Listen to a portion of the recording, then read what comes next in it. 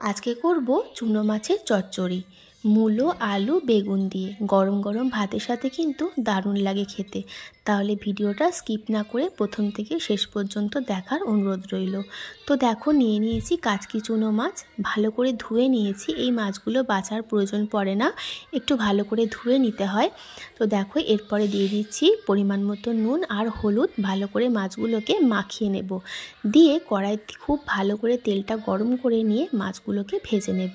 রান্নাটা আমি সর্ষের তেলে করব, ওর জন্য দিয়ে দিলাম সর্ষের তেল। তেলটা ভালো গরম হয়ে গেছে, দেখতেই পাচ্ছ ধোঁয়া উঠছে। এইবারে মাছগুলোকে দিয়ে বেশ লাল লাল করে ভেজে নেব। এই চুনো মাছ কিন্তু শুধু শুধু কড়া করে ভাজা ডাল ভাত দিয়েও খেতে বেশ ভালো লাগে। তো দেখো, চুনো মাছগুলোকে চলো খুব ভালো করে ভেজে নিই, তারপর ফিরে আসছি। একটা পিঠ ভালো মতন ভাজা হয়ে গেছে, এবার উল্টে দিচ্ছি।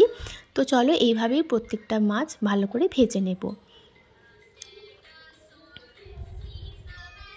আমার তো চুনো মাছ খেতে খুব ভালো লাগে, ছোট ছোট মাছগুলো। তোমরা কে কে এরম ছোট ছোট চুনো মাছ খেতে ভালোবাসো অবশ্যই কিন্তু কমেন্ট করে জানিও। তো দেখো, মাছগুলো ভাজা হয়ে গেছে। এইবারে দিয়ে দিলাম ওই তেলের মধ্যেই কালো জিরে ফোড়ন, তারপর দিয়ে দিচ্ছি একটা বড় সাইজের পেঁয়াজ কুচি। পেঁয়াজটাকে একটু ভালো করে ভেজে নেব। আর দেখো, নিয়েছি লম্বা লম্বা করে বেগুন, লম্বা লম্বা করে মূলো আর লম্বা লম্বা করে আলু।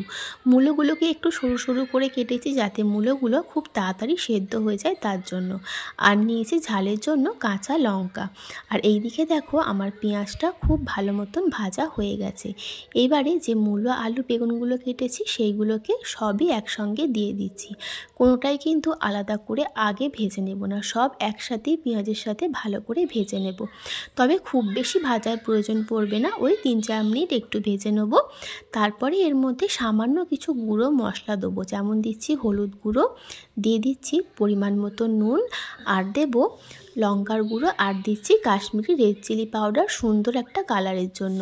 এর মধ্যে কিন্তু কোনো রকম আদা বাটা বা রসুন বা জিরের গুঁড়ো ধনের গুঁড়ো কিছুই ব্যবহার করব না। শুধু এই সামান্য কিছু গুঁড়ো মশলা দিয়েই কিন্তু এই চুনো মাছের চচ্চড়িটা খেতে গরম গরম ভাতের সাথে দারুণ লাগে।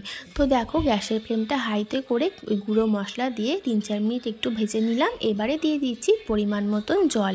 এই রান্নায় কিন্তু খুব একটা বেশি ঝোল হবে না, একটু গামাখা হবে, সেই জন্য জলের পরিমাণটা কিন্তু একটু বুঝে দিতে হবে। ওই আলু আর মূলোটা সেদ্ধ হওয়ার মতন জল দিলেই হবে। তো দেখো, ঝোলটা খুব ভালো মতন ফুটে উঠলে আমি এটা ঢাকা দিয়ে দেব।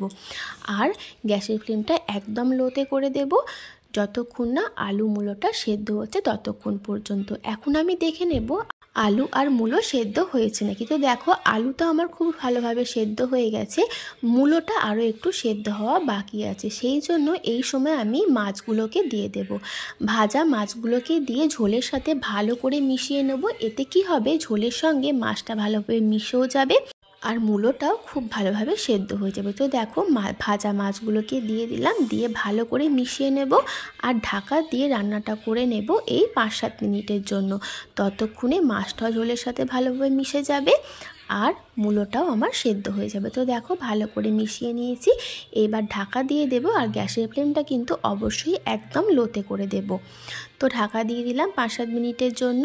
5-7 মিনিট পর আমি দেখে নেব আমার মূলোগুলো সেদ্ধ হয়েছে নাকি। তো দেখো, মূলোগুলো কিন্তু আমার খুব ভালোভাবে সেদ্ধ হয়ে গেছে, দেখে বুঝতেই পারছো। আর আলু তো সেদ্ধ আগের থেকেই হয়ে গেছে, আর বেগুন তো সেদ্ধ হতে খুব একটা বেশি কিন্তু সময় লাগে না। তো এইবারে আমি গ্যাসের ফ্লেমটা হাইতে করে দেব, আর কিছু আলু আমি একটু ভেঙে দেব। যেহেতু গামাখা গামাখা করব, সেই জন্য কিছু আলু একটু ভেঙে দেব। এখন আমি একটু টেস্ট করে দেখে নেব নুনটা আমার একটু কম লাগলো, সেই জন্য সামান্য একটু নুন ব্যবহার করেছি, দিয়ে ভালো করে মিশিয়ে নিলাম। এখন কিন্তু গ্যাসের ফ্লেমটা আমার একদম হাইতে আছে, আরও একটু ফুটিয়ে নেব, দিয়ে এটা গরম গরম ভাতের সাথে পরিবেশন করব। তো দেখো, আমার চুনো মাছের বাটি চচ্চড়ি কিন্তু একদম রেডি। মূলো, আলু আর বেগুন দিয়ে গরম গরম ভাতের সাথে কিন্তু দারুণ লাগে খেতে। অবশ্যই রেসিপিটা ভালো লাগলে তোমরা ট্রাই করে দেখো, আর আমাকে কমেন্ট বক্সে এসে একটা ঝটপট করে কমেন্ট করে জানিয়ে দাও তো আমার আজকের রেসিপি তোমাদের কেমন লেগেছে। তাহলে আজকের মতন টাটা, নতুন রেসিপির সাথে আমি আবারও হাজির হব। আর আমার চ্যানেলটা কিন্তু সাবস্ক্রাইব করতে একদম ভুলে যেও না। সবাই খুব ভালো থেকো, সুস্থ থেকো।